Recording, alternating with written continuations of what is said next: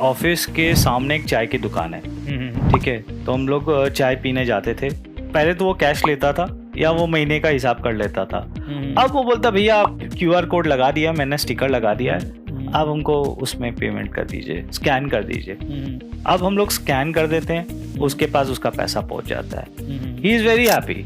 वो बंदा जो फाइनेंशियली एक्सक्लूडेड था, इस टाइप के 50 करोड़ लोग हैं जिसके बैंक अकाउंट खुले हैं और वो आज उनके बैंक में पैसा आ रहा है, यूपीआई से आ रहा है, जैसे भी आ रहा है। बट आप एक चीज देखिए, जब यूपीआई से पैसा आता है और एक चाय वाला सपोज कीजिए वो 100 चाय बेचता है दिन में और 15 रुपया 20 रुपया जो भी वो लेता है, आप सोचिए वो 100 चाय भी अगर बेचता है और 20 रुपया भी लेता है तो वो भाई महीने दिन का कितना चाय बेचा? 2000।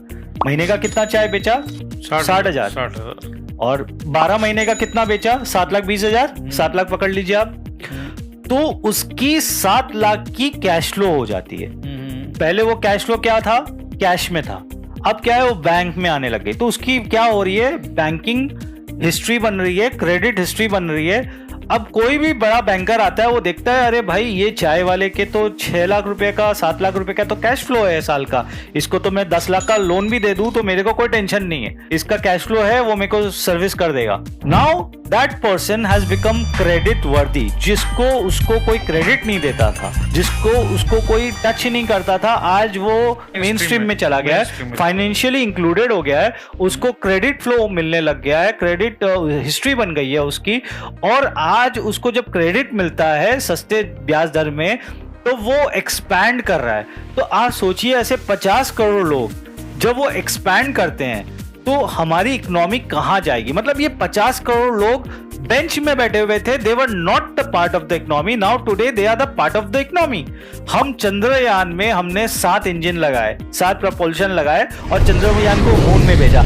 आज आप सोचिए, आज हमारे इंडियन इकोनॉमी में ऐसे 50 करोड़ माइक्रो इंजन्स लगे हैं, छोटे छोटे माइक्रो इंजन्स। कोई 2 लाख कमा रहा है, कोई 4 लाख कमा रहा है, कोई 5 lakh, but that money is been included in the economy. पहले वो इकोनॉमी में नहीं, पैरेलल इकोनॉमी में चली जाती थी, आज वो इंक्लूड हो रही है। तो आप सोचिए कितना बड़ा एक बूस्ट मिल रहा है। And this is the reason why our economy is doing better, although the European counterpart ले लीजिए, अमेरिकन काउंटर पार्ट ले लीजिए, वर्ल्ड इकोनॉमी ले लीजिए, वर्ल्ड इकोनॉमी रिसेशन में जा रही है, यूरोपियन कंट्रीज रिसेशन में जा रहे हैं, इंडियन कंट्रीज ग्रोइंग एट 7%, 8% का growth rate, one of the fastest क्या फास्टेस्ट ग्रोथ रेट है इंडिया की।